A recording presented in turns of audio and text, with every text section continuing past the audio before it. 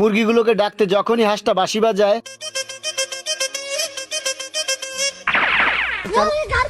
হাঁস তাদেরকে বাসায় নিয়ে যাওয়ার জন্য তাকে ফলো করতে বলে। খাওয়ানোর শেষে পথ চিনিয়ে তাদেরকে বাসায় ফিরিয়ে নিয়ে আসে। তারপর মুরগিগুলো তাদের গায়ের চামড়া খুলে ভালো করে কসলায় কসলায় গোসল করে। গোসল করার শেষে পাছা দুলিয়ে দুলিয়ে গা মুছতে থাকে। তারপর তাদের মালিক হাঁস এসে তাদেরকে নতুন জামা পরিয়ে দেয়। পরের দিন সকালে হাঁসের মুরগিগুলো অনেক ডিম পাড়ে। ডিমগুলো দেখে হাঁসটা অনেক খুশি হয়ে যায়। সেই ডিমগুলো সাজিয়ে হাঁসটি বেচতে নিয়ে যাচ্ছিল বাজারে। সেটা একটা শিয়াল দেখতে পেয়ে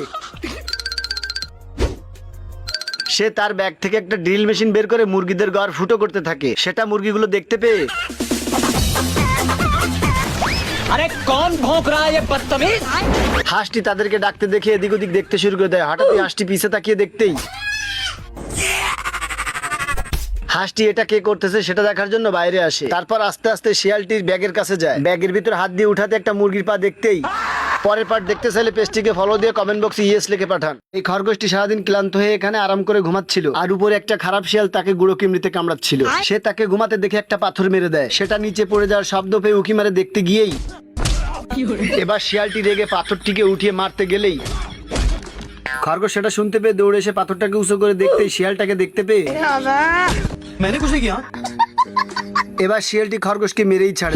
সে একটা রিমোট কন্ট্রোল গাজরের রশি বেঁচিয়ে তারপর মেশিনটাকে সেট করে গাছের পিছনে লুকিয়ে পড়ে। খরগোশ গাজর দেখে খুশি হয়ে বগলে নিয়ে হাঁটতে শুরু করে, কিন্তু গাজরটি বগলের নিচ থেকে বেরিয়ে নিচে পড়ে যায়। তারপর সে ফিরে এসে গাজরটাকে রশি দিয়ে বাধা দেখে ছাড়ানোর জন্য টানাটানি শুরু করে।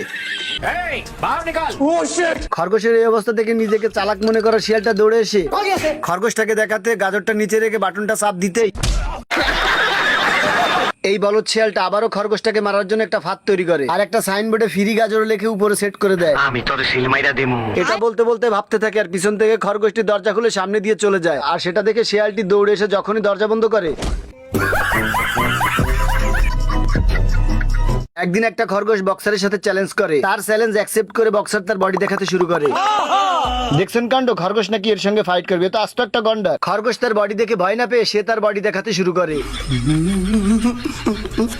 খাইছে রে, খরগোশ নাকি এই বডি নিয়ে লড়াই করবে। আবার দেখেন ভাবও নিতেছে। আমারে চিনচ, আমি সানডে মানডে ক্লোজ করছি, 1-2 খালাস করছি। এই বলতেই বক্সার একটা ঘুষি মারে। 10 হাত দূরে গিয়ে পরে স্টেজের একটা পিলার ভেঙে ফেলে। তারপরও ভাব নিতে নিতে তাকে মারার জন্য আসতেই আমি জানি আমার গেটআপ দেখে এখন অনেক মেয়ে আমার উপর কেরাস খাবে। দ্বিতীয় রাউন্ডে বক্সার খরগোশের মায়ের খাওয়ার পরেও কথা বলা দেখে ভয়ে হাতে ইট বালি সিমেন্ট দিয়ে ঢালাই করে নিয়ে আসে। এই কথা শুনতেই খরগোশ তার ডায়লগ দিতে থাকে। তুই কি আমারে ফুটপাতের মাস্তান ভাবছ? এইবার তো খরগোশটা পুরাই রেগে যায়। এসে তার সাথে ধস্তাধস্তি করতে করতে তাকে কাঁধে তুলে ঘোরাতে থাকে। প্লিজ আমাকে ক্ষমা করে দাও। ঘোরাতে ঘোরাতে বক্সারকে ছুড়ে মারে, কিন্তু তাতে বক্সারটার কিছু হয় না। তার কাছে মনে হচ্ছিল তার শরীরটাকে মাসাজ করে দিচ্ছিল, সেই জন্য সে টাস খেলতেছিল। সেটা খরগোশটি বুঝতে পেরে একটা পেরেক মারা কাঠ এনে তার পায়ে ফুটিয়ে দেয়।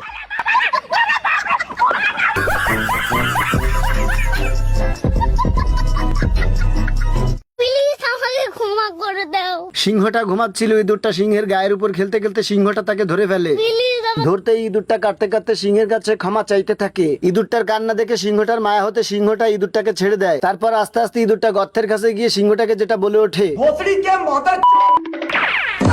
এটা শুনে সিংহটার মাথায় পুরোই মাল উঠে যায়। তারপর বিষম রেগে সে যেটা করতে থাকে, এরপর তাকে উচিত শিক্ষা দেওয়ার জন্য সে তাকে ধরতে একটা ফাঁদ পাতে,